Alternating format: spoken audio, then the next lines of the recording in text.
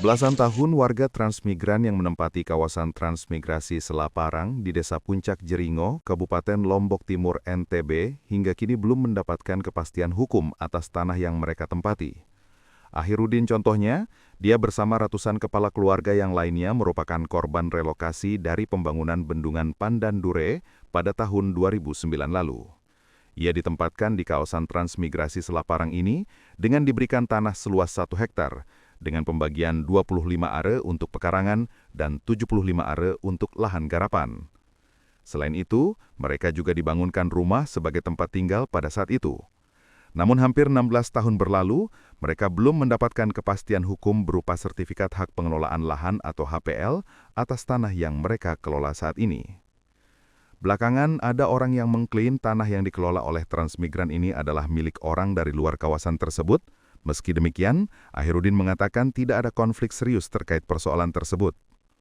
Baru-baru ini, kata Ahirudin, Menteri Transmigrasi menjanjikan warga akan mendapatkan sertifikat HPL atas tanah yang ditempati, namun masih menunggu sisa beberapa warga yang belum melengkapi administrasi pengurusan lahannya untuk diberikan sertifikat itu.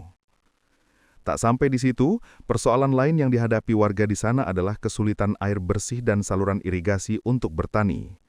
Mereka hanya mengandalkan air hujan saja untuk menggarap lahan mereka, padahal potensi yang dimiliki desa yang berada di kawasan perbukitan ini cukup besar, meski daerahnya memiliki kontur bebatuan.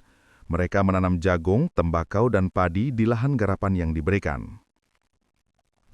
Sementara itu, dalam kunjungan kerjanya di Desa Puncak Jeringo, Menteri Transmigrasi Muhammad Iftitah Sulaiman Suryanagara menyampaikan akan menyelesaikan semua persoalan yang ada di Puncak Jeringo itu.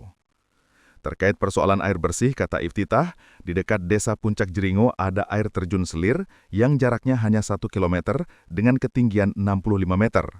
Ia meminta tim ekspedisi Patriot yang selama 2 bulan melakukan pengabdian di desa itu untuk memikirkan cara mengambil air tersebut agar bisa mengalir ke rumah warga. Dia juga meninjau jalan usaha tani dan sekolah yang ada di kawasan tersebut. Ia berjanji akan memperbaiki fasilitas umum yang ada di sana guna menunjang pembangunan di kawasan transmigrasi Selaparang itu. Nah, kami kan punya program unggulan yang pertama, transmigrasi tuntas. Apa bukti keseriusan Kementerian Transmigrasi bahwa kami mengurus masalah lahan ini? Bukti keseriusannya adalah kami menganggarkan. Karena persoalan lahan ini juga, kalau buat sertifikatnya kertas mungkin bisa gratis, tapi ngukurnya kan tidak gratis, membutuhkan manpower, membutuhkan alat. Oleh karena itu kami anggarkan agar persoalan lahan ini selesai. Yang kedua, kami kolaborasi dengan instansi lembaga yang mengeluarkan sertifikat, yakni ATR BPN. Nah, kemudian yang ketiga, konkretnya juga sudah ada, alhamdulillah. Di beberapa tempat yang persoalannya itu belum selesai 22 tahun, kemarin kami sudah berikan sertifikatnya. Baik yang ada di Sukabumi, yang ada di NTT, dan nanti beberapa tempat lainnya juga akan menyusul. Kalau kita di sini? Di sini juga seperti tadi saya sampaikan, dari 100%, 80% sudah selesai. Tapi belum kami serahkan, tadi saya kan sampaikan ke masyarakat, kita tunggu yuk yang 20% dulu. Supaya tuntas semua. Masyarakatnya juga nanti ada gotong royongnya, ada empati, ada satu rasanya. Sertifikatnya hak milik atau hak? Di sini hak milik. Betul ya Pak? Hak milik Pak. Di sini hak milik.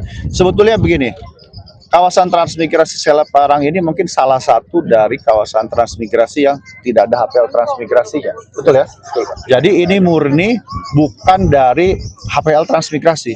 Ini adalah dari pemerintah daerah mencadangkan tanah berdasarkan keikhlasan beberapa masyarakat yang menyerahkan tanahnya untuk digunakan untuk kepentingan masyarakat transmigrasi. Maka mungkin itulah yang mungkin nanti kita perlu luruskan, statusnya sejauh ini sudah sampai mana. Terima kasih. Terkait dengan bendungan tadi, Bu Profesor Dwi juga sudah menyampaikan ke saya. Mungkin kalau membangun bendungan itu kan tidak murah ya. Nah, nanti mungkin coba kita mulai dulu inisiasi dengan embung misalnya. Dengan embung dulu secara bertahap. Sebetulnya seperti yang sering saya sampaikan bahwa kalau misalkan ada satu produk yang berskala industri dan masif, mungkin nanti kita bisa bantu untuk infrastruktur yang jauh lebih baik. Nah, karena kan pemerintah juga anggarannya terbatas, butuh prioritas di seluruh wilayah Indonesia. Nah, oleh karena itu kita tidak boleh menunggu hanya misalkan bantuan dari pemerintah, tapi kita juga lakukan apa yang bisa kita lakukan. Tadi misalkan secara bertahap kita bisa bikin embung dulu. Kalau misalkan bikin embung ini memungkinkan, mungkin itu juga bisa jadi solusi. Kan intinya menjawab persoalan bagaimana menghadirkan air bersih, menghadirkan air untuk pertanian di Puncak Jiringau dan kawasan transmigrasi Salaparang. Download Tribun X sekarang, menghadirkan lokal menjadi Indonesia.